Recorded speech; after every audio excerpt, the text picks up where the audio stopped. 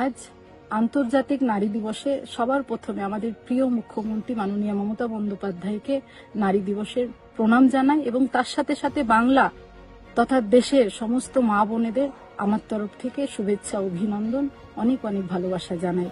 আমার মনে হয় একটা দিন নয়, প্রত্যেকটা দিন নারীদের উৎসর্গ করা উচিত, কারণ যে সমাজে নারীরা যত ভালো থাকে সেই সমাজ তত ভালো থাকে।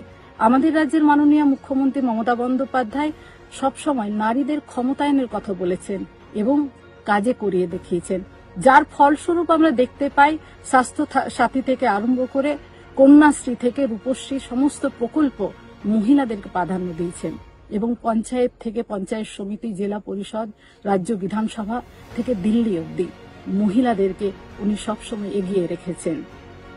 আমার তরফ থেকে তাই মহিলাদেরকে বিশেষ করে আজকের দিনে অসংখ্য শুভেচ্ছা অভিনন্দন জানাচ্ছি।